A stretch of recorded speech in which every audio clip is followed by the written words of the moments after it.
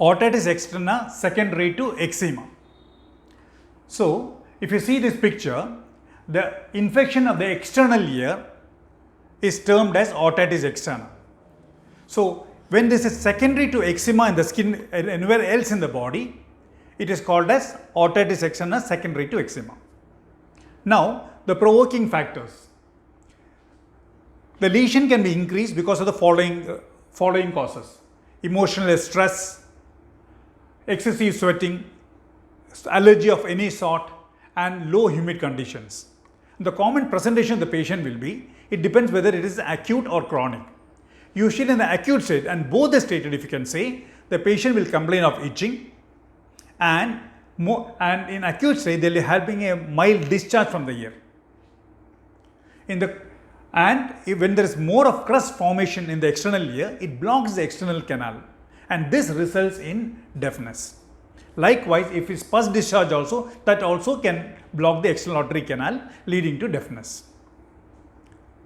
And of course, the patient will be having history of eczema elsewhere in the body too.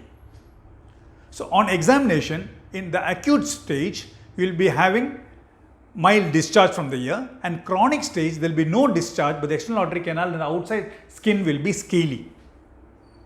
On examination of the body, there will be dermatitis or eczematous lesion in the body, elsewhere in the body too. So, next we will see the treatment. So, that depends whether the patient has come to us in the acute stage or chronic stage. Both the stages we need steroid for sure. But in the acute stage, along with the steroid, we need antibiotic too. Why? Because little discharge. So, we have to clean the external auditory canal properly, one, and followed by we have to apply a combination of steroid and antibiotic, that is Momate F cream. It contains a steroid and Fusidin, that is an antibiotic. This has to be applied twice daily, at least for 2 weeks. And when they come to us, the first primary thing is we clean the ear external auditory canal properly, so that you can apply the ointment properly. Along with this, sometimes you may need a course of antibiotic and antihistamine, which has to be taken once daily. Either it will be cetirizine or fexofenadine once daily. In a chronic stage, again we need steroid, but here the combination is steroid with salicylic acid. Salicylic acid is nothing but aspirin. So, what does aspirin do?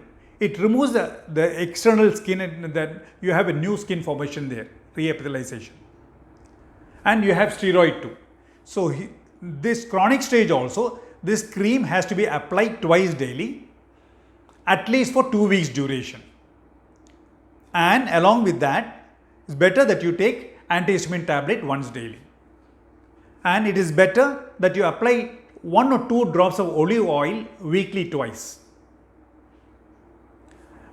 And now we'll come to prevention, so that we stop the relapse too.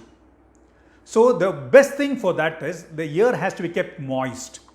So, you have to use a moisturizer like Aquasoft or Venusia cream. This need to be applied only once daily for at least a month, maybe more than that. So, like how I mentioned the chronic stage, applying olive oil 1 or 2 drops weekly twice also will help. And try not to put any sort of object inside the aorta under the pretext of cleaning the ear. No butts, don't put any keychain, hairpin, nothing. Because it will aggravate the whole process once again. And a balanced diet is most important. More of vegetables. Try to decrease the oil content in the food. And multivitamin tablet along with that. And the control of eczema elsewhere in the body too. So, these are the things we had to be careful. That's how the eczematous lesion in otitis externa is brought under control. Thank you so much.